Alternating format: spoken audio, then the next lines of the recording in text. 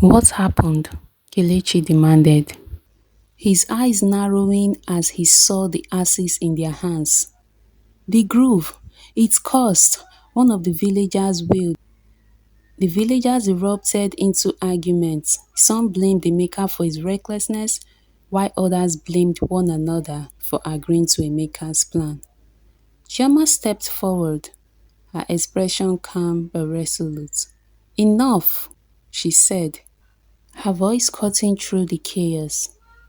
This isn't about blame, it is about understanding. The group reacted because it was disrespected. If we continue down this path, we may risk losing everything we've gained. She turned to Emeka, her gaze steady. You don't have to believe in the group's power, but you must respect it. If you're unwilling to change, you will only bring harm to yourself and others. Emeka's defiance wavered, but he said nothing.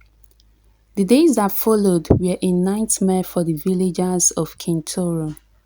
The village is heavy with curse from the grove.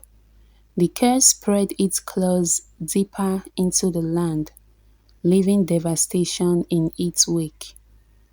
The riverbed, once a source of life, had turned to cracked earth, and the once vibrant fields now bore only brittle stalks.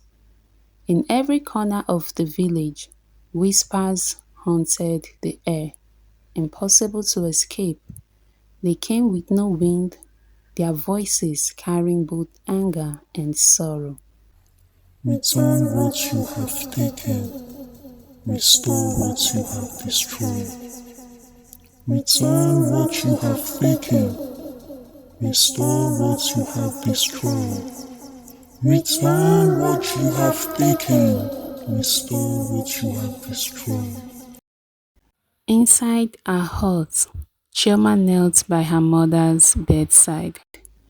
Ebele's breathing was shallow, her face pale and covered in a sheen of sweat. The sickness that had struck many in the village now threatened to claim her life. Stay strong, Mama, Chioma whispered, holding her mother's hand. I will find a way to help you. Ebele opened her eyes weakly and managed a faint smile. The grove must be appeased, my child. Only then will the village heal. Chioma nodded, determination hardening her resolve. Meanwhile, the elders gathered daily to deliberate on solutions. Their initial offerings of yam, palm oil, and livestock had done nothing to quell the curse. Elder Obi slammed his staff against the ground in frustration. The spirit rejects our sacrifices. What more can we give? Nana, his face lined with worry, suggested an ancient remedy. We must hold the Ikuchi, the ritual of atonement. It hadn't been done in generations, but it might placate the spirits. The elders nodded solemnly. The Ikuchi required the entire village to fast, pray, and make collective sacrifices. The preparation alone would take days. But Emeka, standing at the edge of the council circle, scoffed. More rituals won't solve anything. We are wasting time when we could be fixing our wells and planting new crops. Elder Obi turned to him sharply. This curse was caused by your arrogance, Emeka. Do not let it blind you further. Emeka fell silent, though resentment simmered in his eyes. That evening, Chioma walked through the village, observing the despair etched on every face. Children cried from hunger, their mothers powerless to comfort them. Men sat by the withered fields, their tools abandoned, their hope fading. Kelechi approached her. his expression troubled. Chioma, the elders are preparing the eco tree, but I'm not sure if it will work. The spirits seem angrier than ever. Chioma nodded. I don't think they will forgive us so easily.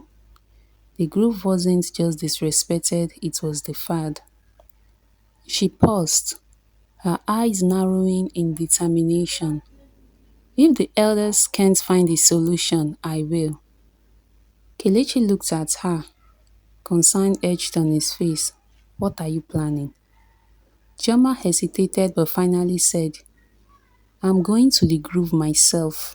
If the spirits want someone to answer for what happened, I will face them. That night, the village was eerily quiet. The whispers that had plagued the air seemed to have receded, leaving an oppressive stillness. Chioma sat by the fire, her thoughts consumed by the grove and its angry spirits. She traced patterns in the dirt with a stick, imagining the paths she might take and the dangers she might face. Suddenly, a voice broke the silence, not a whisper, but a clear melodic tune. Chioma. She turned sharply, her heart racing. Standing at the edge of the firelight was a figure, cloaked in shadows, its features indistinct. Who are you? She asked, her voice trembling. A guide, the figure replied, its tone calm but otherworldly. You seek answers, and the groove seeks justice. Perhaps there is a path forward. Chioma stood, clutching her dress tightly. Why would you help me? The figure tilted its head. Because the groove remembers. Not all who enters are enemies. Some are chosen. Before Chioma could respond, the figure dissolved into the shadows, leaving only a faint whisper behind. Find the heart of the groove. Find the heart of the groove. The next morning, Chioma prepared for her journey. She packed a small satchel with essentials, water and dried food. Kelechi found her near the edge of the village, his expression a mixture of worry and admiration. You are really going to do this? He asked. Chioma nodded. If I don't, the village might not survive. Someone has to make things right. Kelechi hesitated, then said, let me come with you. The grove is dangerous and you shouldn't face it alone. Chioma placed a hand on his shoulder, her gaze steady. This is something I have to do alone. But thank you, Kelechi. Your support means everything to me. Reluctantly, he stepped back, watching as she disappeared into the trees. The group greeted Chioma with an unnatural silence, 8 towering trees looming like silent sentinels. The air was heavy, thick with the scent of damped earth and something metallic, almost like blood. Each step she took felt amplified, her sandals crunching against dried leaves that seemed to echo louder than they should. Find the heart of the groove, she whispered to herself, repeating the guide's words. The deeper she ventured, the more otherworldly the forest became. The trees twisted unnaturally, their branches forming arcs above her that blocked out the sunlight. Strange plants glowed faintly in the dim light, their leaves pulsating like they were alive.